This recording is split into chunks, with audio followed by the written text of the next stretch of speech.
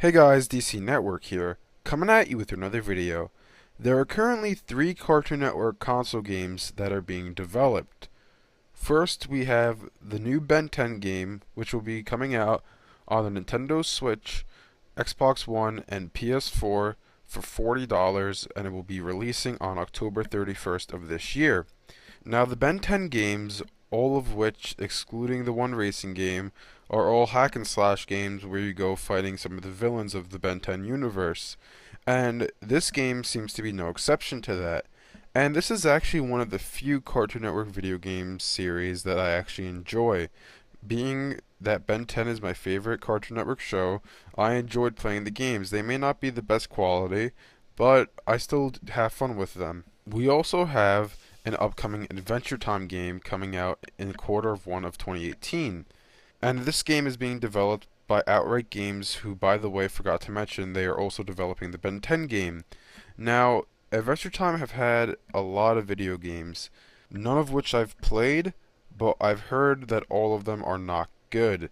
The only one that looks pretty good to me is the Finn and Jake Investigations. I like the art style of it, and that was developed by the same company, Outright Games, that's working on this new Adventure Time game. So the thing is that we don't really know what kind of genre the Adventure Time game is. I think that if it was an open world game, that would be absolutely incredible.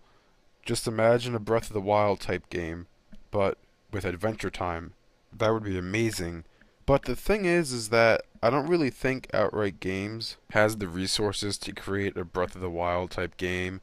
Took so long to make and it got delayed so many times. The game was originally supposed to come out in 2015 and then it got delayed to 2017. So I mean, no offense to Outright Games, but I don't think that small of a company is capable of making a game to the scale of Breath of the Wild. Last but not least, we have the OKKO game, and literally absolutely nothing is known about this game except that it's going to be an RPG. So we'll have to wait and see for more information on that game, but generally speaking, the Cartoon Network games haven't really been good. But then again, the only ones I've played are all the Ben 10 games. Grim Adventures of Billy and Mandy game, but that game's actually an exception because it's pretty good. I've played 2 of the Ed and Eddie games, the Foster Home for Imaginary Friends game, and I've also played Cartoon Network Punch Time Explosion. And honestly, none of the games I mentioned, besides some of the Ben 10s and the Grim Adventures of Billy and Mandy, none of those were really good.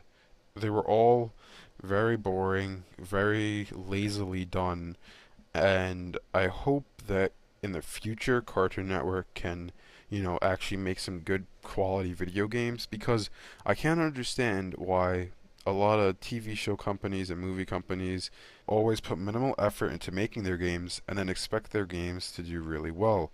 But why don't you just get a good quality game company to produce your game so you have an amazing TV show and then an amazing game?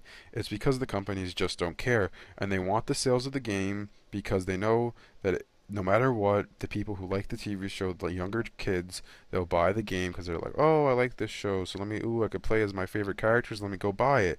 They know that they'll get sales from that, and they don't care about putting more effort into making the games. But imagine this, imagine if we had an action-adventure game with Samurai Jack, or we had an open-world Adventure Time game like I was saying earlier, or even something like a Mystery Courage the Cowardly Dog game. Wouldn't that be pretty cool? Anyways, thanks for watching, and I'll see you guys next time.